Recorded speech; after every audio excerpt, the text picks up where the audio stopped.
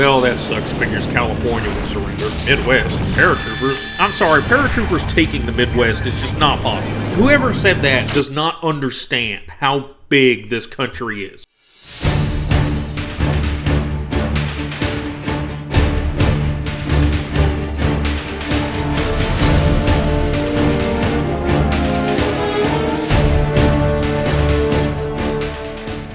Imagine, if you will, a world where America has been cursed by North Korean witches, every Middle Eastern country's oil has spontaneously combusted, 8 years of schooling in Switzerland has made Kim Jong-un a Chad, and the average free US citizen has to live like this.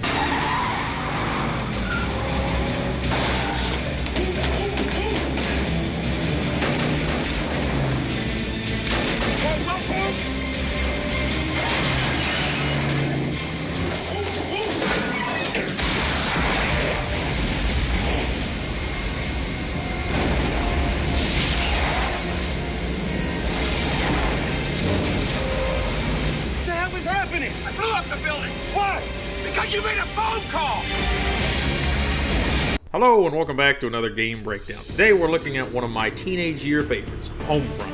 I know a lot of people call this game a COD clone, but really it's more inspired by Treyarch storytelling, and the gameplay is basically an evolution of its predecessor, Frontline's Fuel War. Funny enough, the story was put together with the help of a former CIA officer, but we'll get into that here in a bit. Actually, I don't know who it was, and they never say who it was. Somewhere I found that he helped put it together. But first, we need to talk about what happened to the developer and publisher of Homefront. Homefront was developed by Chaos Studios and published by THQ. This game basically killed both of them. The poor reception of Homefront, I don't want to say it was the nail in the coffin, but I'll talk about that at the very end.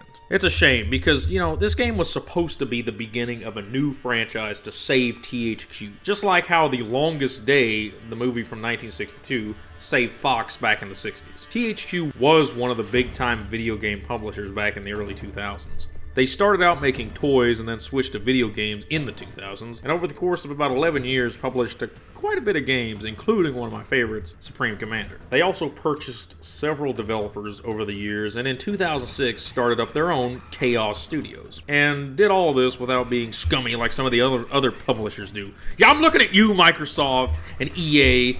And wait, where'd Sony go? Get back here! Astrobot will not shield you from the corner of publisher shame.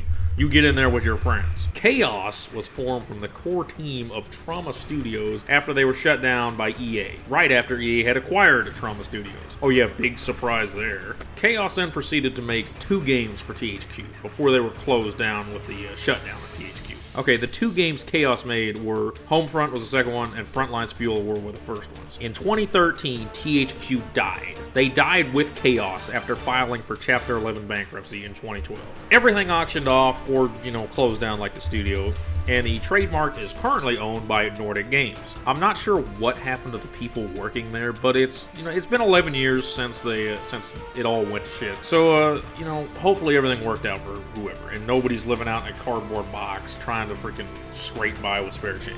Well, I guess by now they'd be dead. I know some of the developers ended up at the studio that made the Homefront remake, or reboot, which that had a terrible story, but majorly improved gameplay and graphics. Funnily enough, it had an even worse reception than Homefront. Well, now that you're all sad and realizing THQ's death kind of seemed like a premonition for times to come, let's get into this killer game.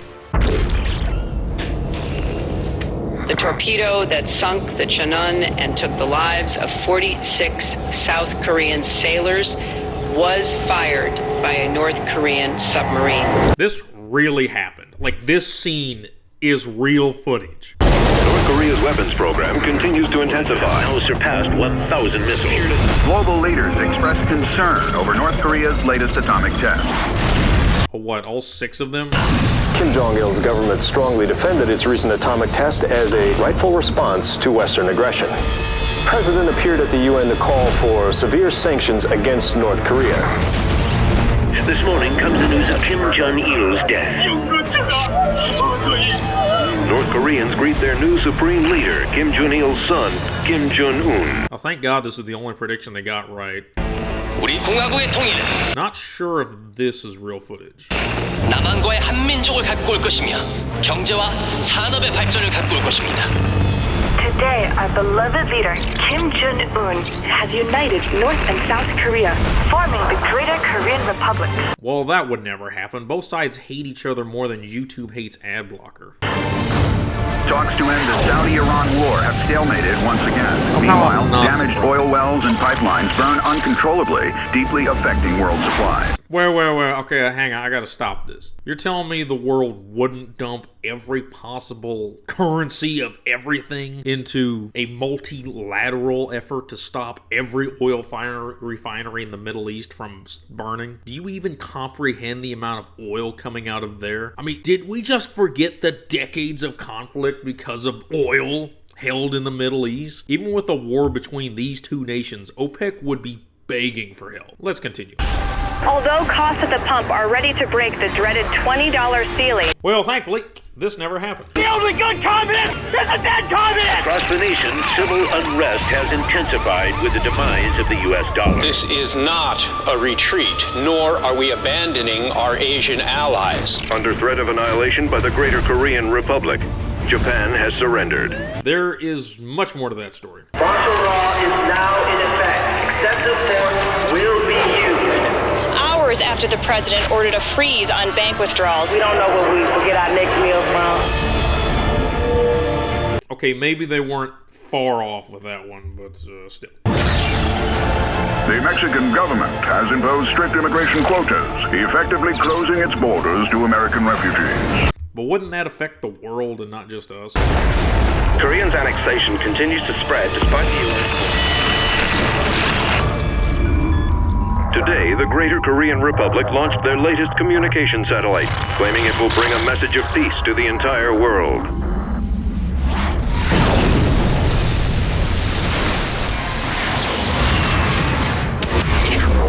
That's not even how EMPs work. Why isn't Canada and Mexico suffering from a blackout? I told you America was cursed by witches. Also, EMPs would not have that much of an effect on the American power grid.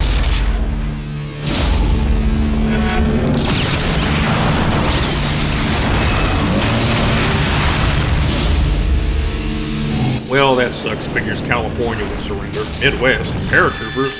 Isn't this just Red Dawn, but with Koreans, and better than this disaster? Funny enough, this game was made with the help of John Milas, the writer of the original Red Dawn.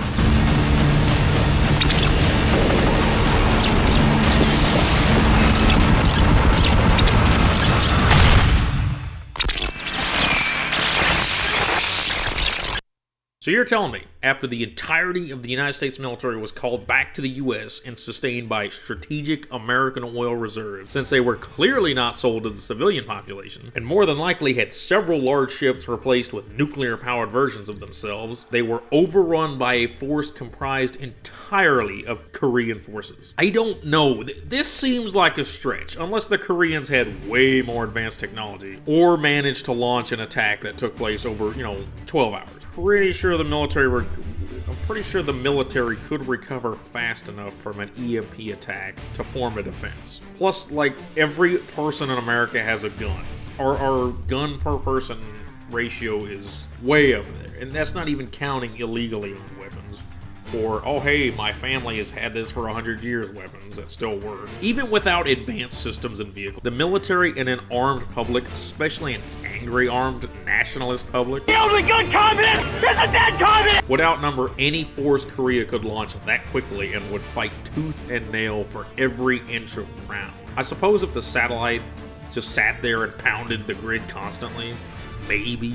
But it would have to stop to charge every so often. And once the Koreans made landings, even a united force of all the countries Korea has annexed so far would struggle to get past the coast. Wait, would an EMP even work? No, of course not! It's clear there's only one explanation for how this all happened.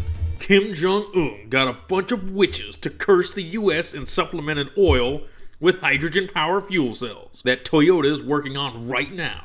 These are so cool. Look, the only realistic part of this scenario is how easy they took Hawaii and the fact the government would irradiate the Mississippi River to stop an invading force. But more than likely before that happened, they would use tactical nuclear weapons first. I'm humbled to have served with you. Thank you, sir. Bannon out.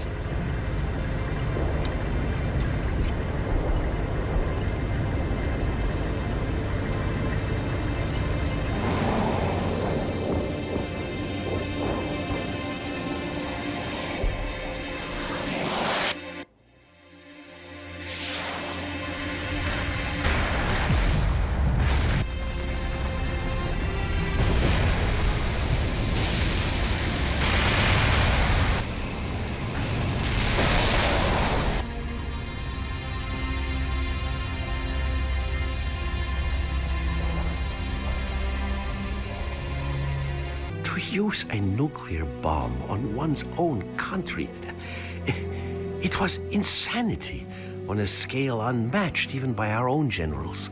I'm sorry, paratroopers taking the Midwest is just not possible. Whoever said that does not understand how big this country is. Here is a map of the United States. There's a lot of ground in the Midwest, and it would take millions of people to take out, like, one state. All in all, it would be a logistical nightmare to invade any modern country, especially one as massive as the US. I don't even want to think about the logistics of modern urban combat. In 1944, the invasion of Normandy took about a year of planning, hundreds of thousands of troops and personnel, thousands of ships and planes, and thousands of vehicles, and the coordination of 13 different countries. To tell me one country in the year 2025, after expending a great deal of resources to annex most of the nations of the South China Sea, was able to take the US West Coast with an unknown-sized naval landing and take the entirety of the United States Midwest with just paratroopers, all without ever touching Canada or Mexico or, okay, they did get Alaska, for some reason,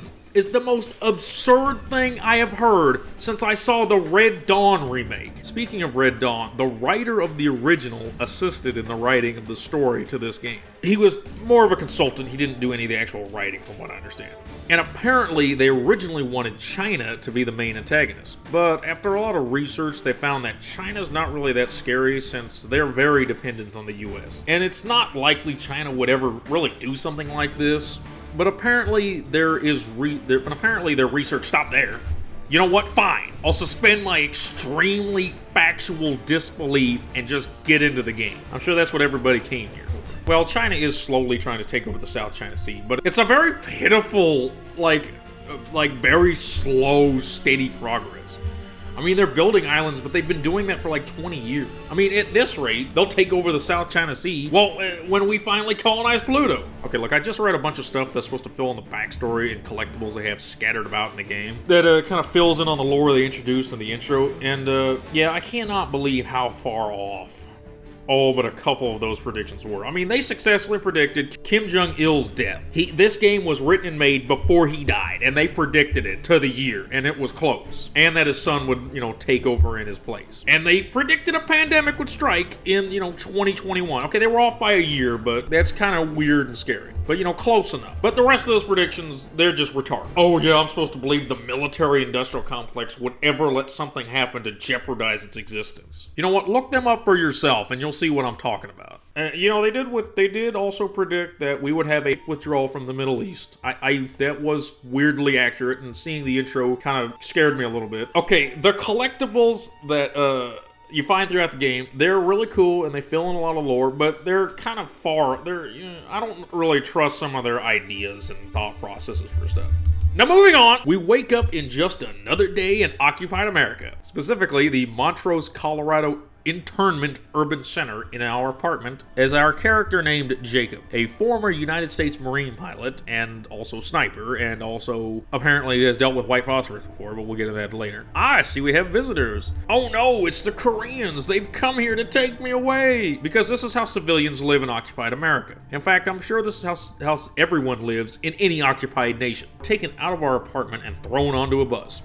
We never really found out why they were rounding up pilots, but if I had to guess, it's because they're running short on manpower. And they haven't quite gotten AI to fly just yet, even though they do have mini helo drones only seen in the multiplayer. This bus ride is dark. They do not short us on how evil and heartless the North Koreans are toward American civilians. Yeah, all that shit I just talked about in the intro, this game is very good at being dark and just, like, insane, but not over-the-top dark.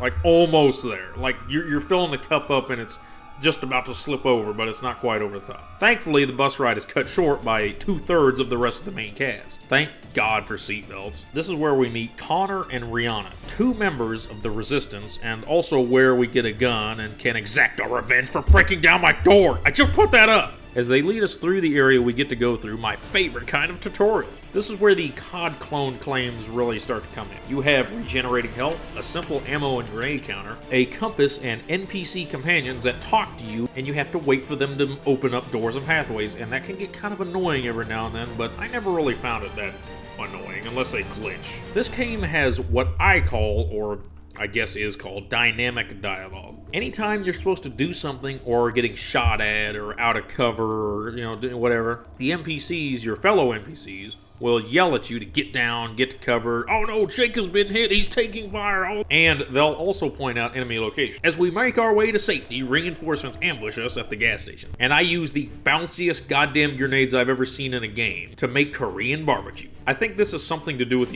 with Unreal 3. When I first played Homefront, I thought everything looked a bit animated, but replaying it, I notice it's just kind of how things look in Unreal 3.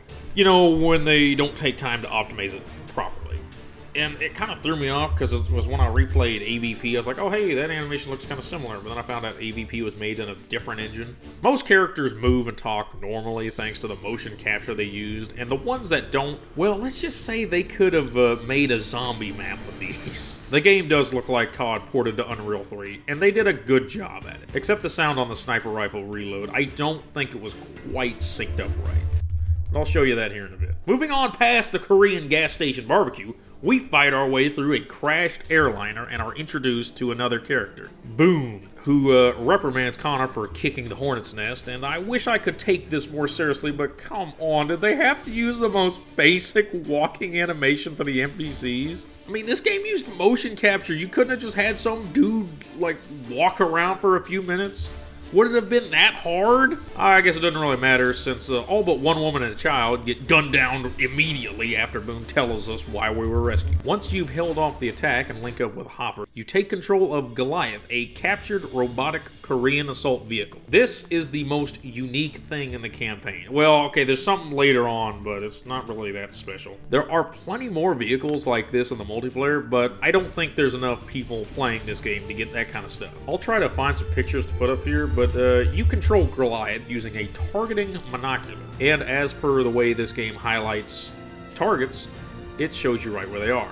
The targeter highlights targets for you to target, and it's part of the game's handholding, which we will get into as we're going. As soon as you take out the last of the Korean infantry, a drone bombs your position and the mission ends. In between missions, we get these radio broadcasts from an underground voice of freedom somewhere in the enclosed city. It acts as both sort of an update to anyone listening in-universe and a short brief and debrief for the player in between missions, which I kind of like. This game is on the edge. Like I said, it's on the edge of hand-holding too much. But if you played the game for 20 minutes, finished a mission, did something for a week, came back a week later, you're not totally lost on what's going on, which is kind of nice. Except every time you start a mission, this plays, and you have to sit through it. Well, you can skip it after so long, but still. As brutal as the Koreans are shown to be, I'm surprised they haven't tracked down the signal, though, for that radio station. I guess for all we know, the damn broadcast is coming from the Cheyenne Mountain Complex. Even though it's implied that it's somewhere in one of the, inside the wall, which they don't really go into outside of it. It goes down to the bedrock, and they can't dig under it. In the next mission, we are introduced to our new home, Safe Haven. This would be really cool if this game was an RPG and this acted as a hub world. It's exactly what I thought of when I walked out and was able to talk to people. The game even acts like this is a hub world. You can interact with everyone and they all have something to say. This only really comes up one more time in the game at the work camp, and it makes the world feel lived in, especially when they get annoyed at you for prompting them too many times. Lady with the Kid is a good example of this. Be rude, but we've been through a lot. Fine, lady, I'll just read this random newspaper. I've saved your ass, but I guess I'll just go fuck myself. Now, these are collectibles scattered throughout the game. They fill in the lore set up by the opening montage, like I ripped on earlier. I have not found all of them, but I do appreciate the lore they try to fill in to justify the alternate history scenario that is this game. Well, no, it's 2024 right now, and it's almost 2025. So yeah, it's no longer alternate future, it's alternate history. This game's predictions are Simpson-level accurate, which is what I should have said earlier. and it scares me. Thankfully, they totally misread the American military-industrial complex. Once you're done being judged and greeted by every NPC you'll never see again because camo scrims don't make you invisible in an urban setting, you join the next resistance assault. Here, we're introduced to another fine invention of the Koreans, sentry towers, and of course told exactly how to take them out. I do prefer this game's way of hand-holding better than a window pop-up ad way of hand-holding. Yeah, I didn't play Doom 2019 or Doom Eternal, but I saw how those pop-ups were. That pisses me off. I hate that. Oh, let me just pause the game for 20 seconds to tell you exactly what to do. It's like, you could have a different way of doing this. Wait a minute, they look kind of familiar. Hey, wait a minute. These are just wheeled excavators with a gun attached. This is redneck technology. What is this? I'm starting to think the Koreans are getting pretty low on manpower. So far, we've seen drones, Goliath. Well, we've seen one that we captured. And now Sentry Tower. This must be how they're supplementing people. Robots. Too bad we never actually get to fight robots. That'd be some infinite warfare shit right there. Once we're past the Sentry Tower and battle our way to the old school, we pick up the weapons left for us for the next mission. But first, we have to fight more towers and infiltrate a labor camp. Oh boy! I would call it a concentration camp or a death camp, which it is a death camp, but we are able to just walk in amongst the prisoners. Apparently they tunneled to that thing, but they couldn't tunnel underneath the goddamn wall. Rihanna stays back with an injured Boone since he got shot by one of the Sentry Towers, and they, patch him up. Rihanna patches him up, and they take the white phosphorus shells that the Koreans were going to use in the event of another uprising, and to be honest with you, they probably would have used them for the hell of it anyways, and they take that shit back to base, while we follow Connor and Hopper into the camp. Let's ditch the rifles. We need to keep a low profile. Good idea, Connor. We wouldn't want to draw any attention by carrying these around. Let's just get rid of our guns. Well, at least it lets you keep your sidearm. This is the only other time in the game we get to talk to other NPCs via a prompt. They mostly recognize us as resistance since, this one guy's carrying around a pack, and we're clearly well, fed, clothed. So yeah, I'm not surprised they, recognize us. Also, we're out of uniform, I guess. I like the interaction between the NPCs here. One of the workers insults Hopper for looking Korean, and my favorite is this one. You guys are part of the resistance, aren't you? Shut up, Steve. Jesus. What? I'm sorry, sir. Just ignore my idiot friend. We don't want any trouble. Shut up, Steve. Why you gotta get shit in trouble? Wait, but I'm Steve. God damn it, Steve. It's not long before Connor finds Arnie, the guy we came here to look for, so we could get the beacons. Which I'm not sure why we needed him for that, but whatever. I mean, you got tunnels everywhere. He finds Arnie so we can get close to the tracking beacons for the next mission. Yeah, I'm starting to sense a pattern here. That's right, Connor is a Marine and an equal opportunity employer. Oh, yeah, I guess I didn't fill in who the different characters were. Okay, so Hopper was like a tech guy. Rihanna was a hunting expert. And Boone's a state trooper. And Connor is a former... I don't know if he was a former Marine or a fellow Marine or what. Honestly, it would have been really cool if him and Jacobs had an interaction. Like, oh, hey, I shot white phosphorus around you to help protect you or something like that. Because Connor's been through that before. I don't know, Connor, this seems kind of fishy. I don't think they would let this guy just back here at this time of day. I mean, it's nighttime and there's no night shift, so I don't know what's going on here. Yeah, this guy looks pretty nervous for a reason. I think this might be a trap. Of course it's a trap! We've been trapped like rats! Except this time we have guns. Admittedly, this is a pretty cool part of the game. Except I died like 8 times. Because like 40... freaking hostile Korean enemy soldiers just popped out of this window. After fighting through the trap, we find the beacons, and this is where I'm starting to notice the Koreans are using a lot of our guns, which kind of makes sense. In fact, I've only found one Korean gun, which doesn't make sense. And the rest have just been random American guns. It's like they have a shortage on weapons and are relying on captured arms to supply their army. It's either a form of storytelling about how stretched they are, or they randomly placed various types of weapons and guns everywhere to showcase them for the multiplayer. It's probably the latter. They put most of the work into the multiplayer. This was kind of just a side thing, honestly. Once we've recovered the beacons, we head out to link up with Rihanna under the highway. On our way, we stumble across Korean war crimes. Oh boy! And Connor loses it. As do we. Out of all the stuff this game has shown, so we hate the Koreans. Is this the worst? I mean, this is pretty bad, but was it as bad as this other stuff? I mean, this is still pretty bad. I mean, they're throwing American corpses in a ditch in a baseball field with a Case 921D. They don't even have the dignity to bury us with a cat or insult us with a Doosan. At least it wasn't a Whacker Newsom. Yeah, I recognize that. I've worked in this. This is what I do. After we avenge the fallen, we join them. Get in. What? Get in. Hopper, now. Come on, Hopper, get up. They're coming. Lie down. What? Lie down. Jacobs, get in. Now.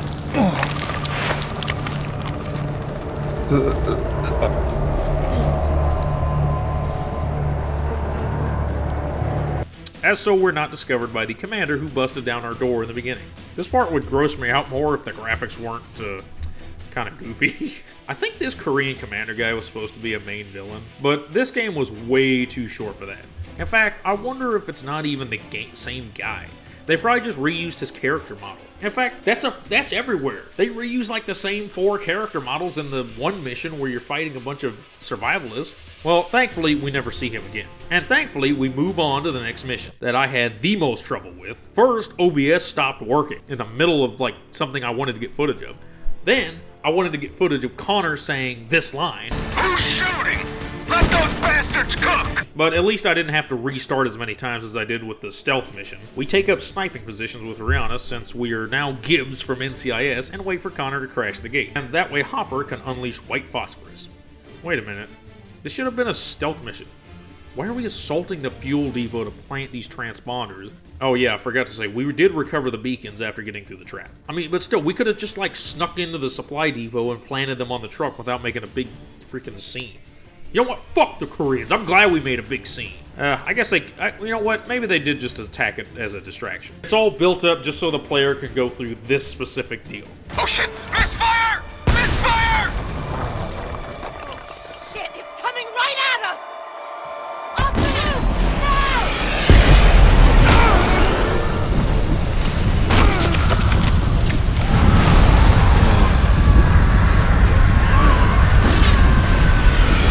Get up! We gotta head to the tower! Follow me! Run! Jacob! Rihanna! Can you hear me? Right! Move! Move! Where did the second round land? Guys! Can you hear me? Ah! Is everything okay? Somebody, please say something! I'm sorry! I'm so sorry! Up into the tower! We'll burn down here! It jammed! It was an accident! Your accident nearly got us killed!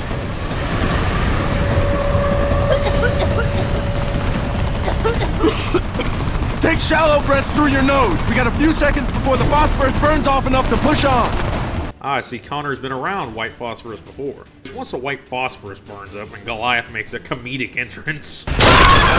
We fight our way into and through the store, and the campaign introduces another element you'll see in multiplayer. Once we're inside and get killed several times, since the programmers made the AI way too accurate, we make it to the actual fuel depot, where I just barely made it to the last truck to place a tracker. Now, we have to go back through the store, commandeer a truck, and escape back to the safe haven. As the player, we also find out that the white phosphorus was stolen from the Koreans. Apparently, they plan to use it on the civilian population, as I was talking about earlier, in the event of another uprising. In the event that the civilians got in a bunch of D8s to operate them and mowed down the Koreans, apparently they plan to use it on the civilian population in the event of another uprising.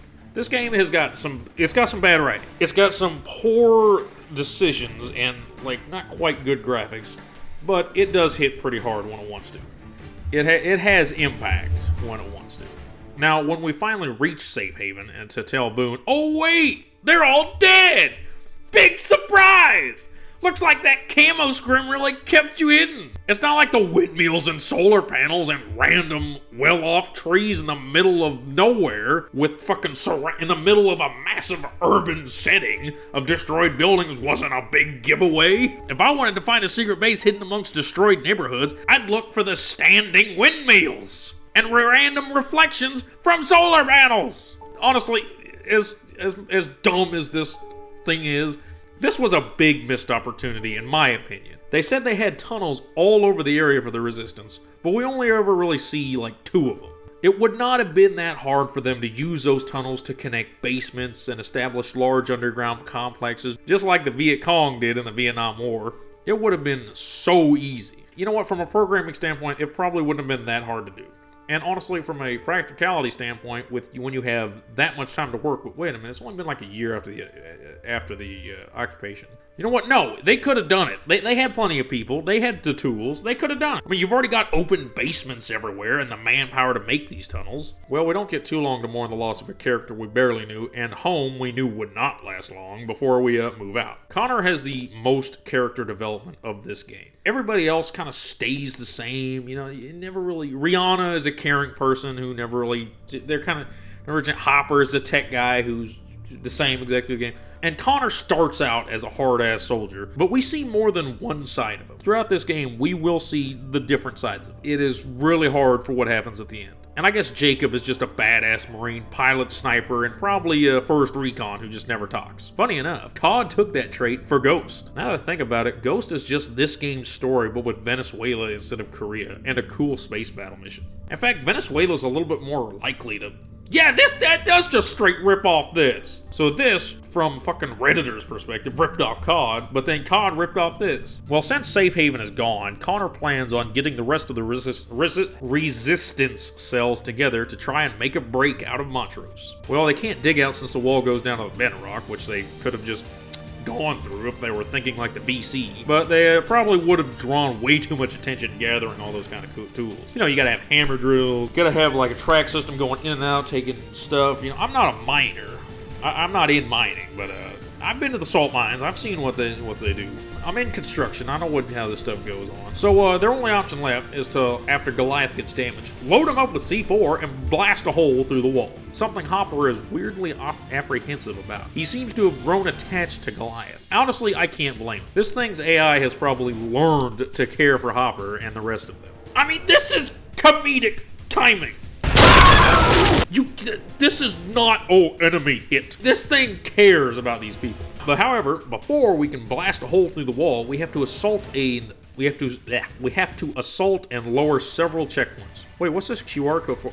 I guess I can't access the website it goes to anymore, but according to Google, they're Easter eggs for game lore and unique background. The sites are long gone, but if I can find any pictures, I'll put them up here. Once we're through the checkpoints, and hey, that's a White Castle. I thought those were only on the East Coast now. Man, it sucks they started down in Wichita, but never really came back after the original one closed down. There was one in Kansas City, but I think it closed down too. What was I saying? Oh, right. Once we kill the RPG and EMP teams, we get Goliath to smash the gate and make us a way out of this hellhole. I hope you like turret sections, because this is the only kind that's in the campaign. In fact, we only get in a Humvee at the very end. There's this turret section that lasts like 10 seconds, and then there's one at the very end which lasts like 10 seconds. Hey, wait, this game didn't have... Why couldn't this game have done well? Maybe they would have stopped having turret sections and everything. Now, the loading screen says something about tank controls, but yeah, you never get a tank in the game. The Humvee is the only vehicle you ever really get to mess around with, and you don't even drive it. You just sit in the turret. Man, that multiplayer must have been just crazy. Now that we've escaped, we head to the handheld stealth mission of the game, which, it's not too bad. This is where we encounter the survivalist, the kind of people who live for this kind of world. There are a lot of people out there like this today, a lot. They're everywhere. I don't know how many of them have an attack chopper just lying around, but that's the reason we're here. Boone made a deal with these guys before he died for the use of the chopper. But unfortunately, he's dead, and these guys will not work with us without him. Because they're dicks. Honestly, they were probably gonna fucking backstab us anyways. Since,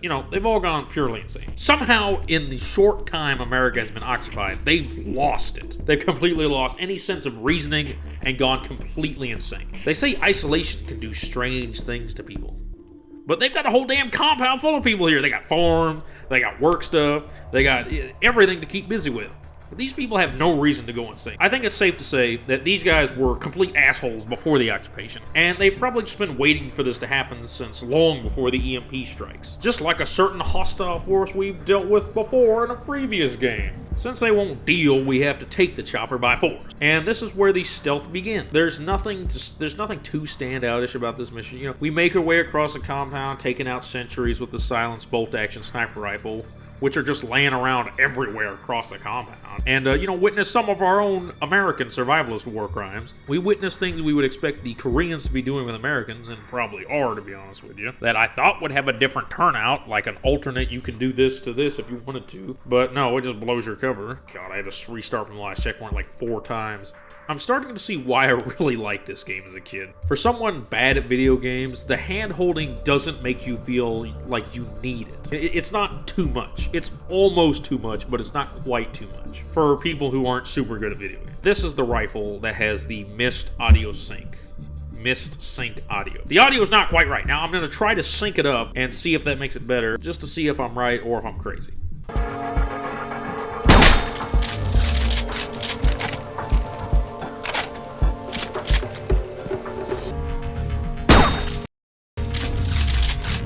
While sneaking across the compound, we witnessed several inhumane acts by the survivalists. They don't seem that bad, seeing as how the Koreans were gunning people down in the streets and in front of children. Thankfully, the stealth doesn't last forever, since the KPA chopper gets shot down and the survivalists take on the survivors. I did like this bit of dialogue when the chopper showed up.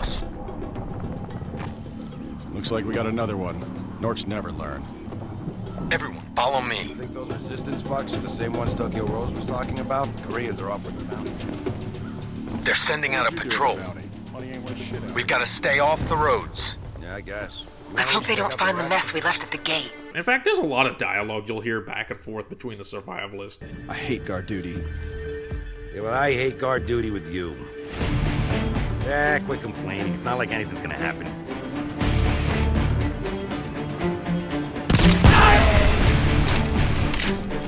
It's a little thing that they did, unlike a bunch of other little things, that makes the game feel cooler. Once we push past the Koreans and up to the area they're holding the chopper, we get sent up to the church tower, so we can cover Connor, Rihanna, and Hopper's approach. Oh yeah, if you're wondering about the other resistance cells, I don't think they made it. I think they all died. Funny enough, this is where I found the newspaper bit about what happened to Japan. Apparently, Korean special forces sabotaged a nuclear plant and captured 26 others in Japan, forcing them to surrender. This makes way more sense than, you think about it. It's like, Japan, would they just randomly surrender to Korea? No, they would not. That's stupid. Why would... No. Yeah, me and Jeff have always thought it was kind of weird that they just did that. I'm assuming Koreans use similar tactics on the rest of the nations down in the South China Sea, and of course the CIA just doesn't seem to exist in this universe to help counter anything in any way, which is surprising since the former CIA guy consulted on the story. In fact, he's part of the reason they use North Korea instead of China as the main antagonist, which is weird because I remember thinking about that as a kid and then hearing about the whole, oh yeah, China, they make all our stuff and like they own so much of our debt. If they attacked us, it just wouldn't go well. They're not financially stable enough to do much more than what they're doing now. Moving on, we come to the only real sniping section of the game. I like how even though a full-on gunfight just went down over here, these dudes are just chilling. Honestly though, I imagine massive amount of gunfire is somewhat common out here, since, it's a fairly giant compound with people shooting guns randomly for target practice, making Koreans dance, and other stuff. Once we've taken out exactly what we're told to, Connor and the others make their way into a truck and crash their way to the chopper. Not again. And then an RPG takes out the church, right before I got him. I shot him right after he fired. Luckily though, we managed to escape, and this is something that bothers me. There's no animation of arms for Jacob going through the boards. In fact, we see this later on going through doors. I think the devs just kind of ran out of time, but it looks like there's supposed to be something there, but there's nothing. Oh well. Luckily, Jacobs didn't run out of luck as he jumps 20 feet, doesn't hurt his knees. Well, he probably did one of those rolls as you land, so he came out fine, but whatever. I've noticed they have yellow exploding barrels instead of red this time. As you'd expect, we have to fight our way through the survivalists and reach the helicopter, since, we're the fucking pilot! This is our whole purpose! This is why we were rescued! Okay, we made it to the chopper, and we're taking off, and that's the end of the mission. And now we're on our way to my favorite mission, where you take out the fuel convoy. I mean, capture the fuel convoy. Wait, Unreal 3 can do helicopter blades just fine? Wait a minute, why can't MechWarrior 5 and Unreal 4 and 5 handle helicopter blades? I'm so tired of looking at helicopters that aren't spinning. You know what, I guess I should just be happy they didn't short us on it here, okay? It's time for the best mission in the game. And probably the one they did the best work on, too. The helicopter flying mission. and the shortest, unfortunately. Once we catch up to the convoy and somehow don't run out of fuel, we take out its escort in an attempt to stop it. But obviously that didn't work, so we have to hijack them while they're moving. We get the chopper right up beside each truck one by one, and they all jump out to commandeer the trucks. Luckily, this is one of those deals where it's, oh, you have to get it just right or they'll die. No, you have to get it right there, hit X, and then he jumps out, which is kind of nice. I love Hopper's line in this, it's pretty funny. We're not doing it! Get out there!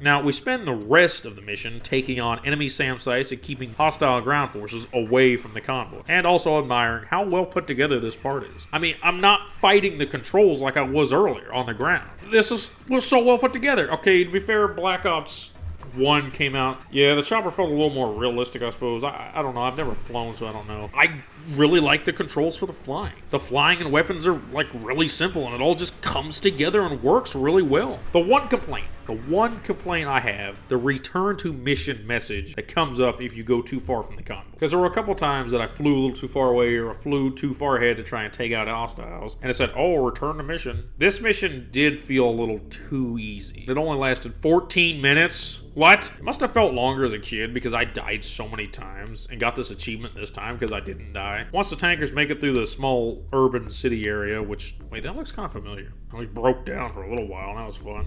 And then we got out to the bridge and they set some explosives and blew up the bridge so they couldn't follow us. And this is where the mission ends and we move on to what I think might have been the first mission they made for the game. In fact, if I didn't know better, I think this was a perfect demo for the full game. You know, like, they made this mission, and then they just built everything back from it. The mission opens up with one of our soldiers asking us if we're the resistance guys from Montrose, and one of them also thanking us for the fuel we captured so the military can finally have some goddamn air support so they can retake the Golden Gate Bridge. This little bit of dialogue feels like something written to set up a backstory for the player to theorize about while we and Connor hop on a chopper and head in to take out the AA guns on the bridge. This scene brings a smile to my face. It feels like it was perfectly put together. You've got the music. It's awesome. I think they made this mission first and worked backwards. This is what I wish more the game had more of. More missions like this. But don't get too distracted, because those Korean pilots are coming for us. And it's time to take out enemy RPGs. And this time, we won't get shot down. Wait, wrong game. Damn, they did a good job of recreating COD in Unreal 3. I love the grenade launcher. It's so fun to use in this. It's time to take the bridge. Once we're on the ground and joined by the competent American soldier NPC, we make our way through to the bridge and slog up the tower to join the others on the bridge. Dude, this shotgun slaps. There are so many guns in this game, except only 2 snipers and 1 rocket launcher. And it sure is a long climb. They just keep coming and shooting down our choppers. Well, once we reach the bridge and join up with the others and the main armor column, it's time to take the bridge, like I've said 4 times already. Of course, we lose the tank to an RPG. Well, no time to waste, we're going in. Yeah, I see the Cat D8, they scan for the dozers. I worked at a cat dealership, you can't fool me. After taking out the RPG teams, we get assaulted by a Korean attack chopper and get knocked off the bridge. Luckily, we cling to the side and get back on the underside of the bridge, where I find my love for the Vector SMG. Except it's not called that in this game, it's just called this something V. And then we're also hunted by the attack chopper and its laser accuracy. So while all that's happening, we snake our way along the underside, all while listening to the radio chatter, thinking we're dead, and eventually get back to the deck conveniently right behind the sentry guns that have everyone pinned down. Wait. This ladder kind of looks familiar. Oh wait, they just reused the same asset. Once we clear out the guns and infantry, everyone moves up and is happy to see you're alive. Now it's time for our revenge on that fucking chopper. Since the clearly American fighters can't take it out, I will. Yeah, that's right. Connor, he gives a little speech and then we push past the gates to take out the AA gun. Once we finally get up to the guns, Hopper manages to reprogram their IFF to take out Koreans and not Americans. Meanwhile, we hold position and get to use the UCAV. It's basically a UAV, but you can fire more than 1 missile at a time. We use it to take out hostile armor before it runs low on fuel, and we take a Humvee to get on across the bridge. I'm done questioning the logic of what is happening at this point. This is where we meet the one boss of the game, an enemy Goliath. Oh God, kill it before it becomes self-aware. Of course it's one of theirs. We don't have that kind of tech. In fact, I'm starting to think they don't have much of it. This thing is not easy to take out, and it absorbs bullets like dirt. But once you take it out with a fuel truck, we get the final scene of the campaign. Korean armor is coming up the bridge, and it's danger close for an airstrike. And they can't get a good fix on the target, even though it's clear weather, and the only friendlies nearby is us. We're in a Korean Humvee. Like I said, done questioning logic. So in a final act, Connor takes a flare and runs to the enemy armor, so they can get a fix on its position. The airstrike takes out the armor, and we're left to assume he dies. But it's never confirmed. And I'm assuming they would have answered this if this game had an actual sequel or another mission showing us retaking San. That would have been a really cool mission, getting to go in and retake San Francisco. Wait, that tank could have just used its laser designator, or to target the column. It's a heavy scene, and really the only one I think that actually works. Throughout this whole game, we fought side by side with Connor, the whole game, and we've seen every side of him. When he's gone, it feels like we've lost someone important. Unlike with Boone or Safe Haven, we actually got to somewhat know Connor, even though it kind of feels like it was a little accidental. They wrote it in a way to where it's sad, like losing a brother in arms. All while the camera zooms out, we get a news bit from Europa News and a British news anchor. Apparently, this assault was part of a wider coordinated attack by American guerrilla forces, and it seems to be a turning point in our guerrilla war against the Korean occupation. I like how the subtitle says, "Oh, we're going to debate whether or not we should support," but the anchor says plan. It's like, well, we were gonna say debate, but now we'll say plan. Well, it's about time we got some fucking help from Europe, but I'm not sure what all they can really do since Europe is fairly heavily dependent on oil, even today. I don't know, maybe the hydrogen fuel cells got way farther, more advanced, and they got a hold of them. That's the end. We get a nice fade to black, and home is where the war is, and never really get a conclusion to the story. It just ends. We're left to assume that no one cared enough to want an ending. I don't know if there's a comic that ends it. No, it just ends. And idiots made a reboot. Had good gameplay and everything, but the story was just terrible. It made even less sense than this one. It's like, oh, well, Koreans made super advanced technology that took over the world with. And it's like, well, that makes even less sense than this. Wait a minute, this game only took me 5 hours to play. Oh, that's right, a bulk of the development went into the multiplayer. Most of this game's most of the 70 people working on this game put up most of their time into the multiplayer. It's honestly very impressive for the time. They had big 32v32 battles, tons of weapons and vehicles, and drones to mess around with, different modes to play in. They had all kinds of stuff. If this game had come out today, it would have been considered a big success. Because, a lot of games today are just, oh, look, multiplayer, that's all you care about, isn't it? Although it probably, well, if THQ was still around, they probably wouldn't be loading everything up with microtransactions. Or who knows, maybe it would have been under EA and it would have been fucking loot boxes everywhere.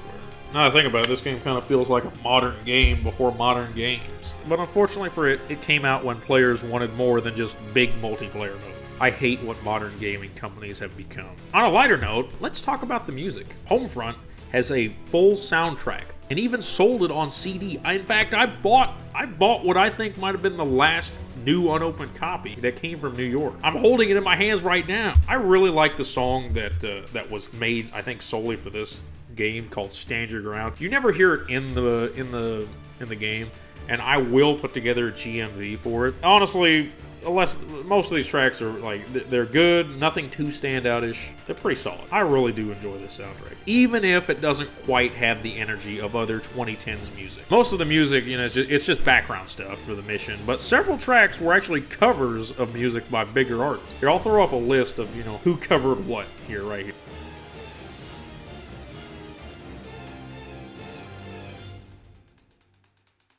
There are also 2 songs used in this game that aren't on the CD, but they're pretty big name songs, so I'll doubt that they would have it in the game for more than the 10 seconds you hear it. As for the current state of the game, it came out on Xbox 360, PlayStation 3, and for Windows PC on disc. I doubt you can find a disc copy of the PC version. It is available on Steam, but not GOG, and you can still play multiplayer on Steam, but I have no idea if it's backwards compatible on Xbox. In fact, I'm going to check that out tonight. It's a pretty safe bet it is not backwards compatible on PS5. God, what is with PS5 and not wanting to be backwards compatible and stuff? They got rid of the one guy who hated it, but it's like they have no logic in their thinking.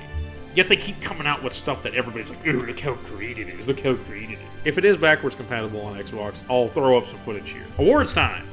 First award, solid copy. This game does a really good job at recreating a first-person action game with cinematic and story-driven events like in COD in Unreal 3. Up till now, not a lot of games did this really well outside of Gears of War. And really, there aren't too many first-person shooter games today in Unreal that match this. But my knowledge on games and all this kind of stuff is pretty limited, so I could be wrong on that. Second award, unique alternate history future. There are very few games made that explore the idea of an alternate timeline as drastic as this game did. Sure, there are games like Singularity and BioShock and others that explored alternate history ideas, but not to this extent.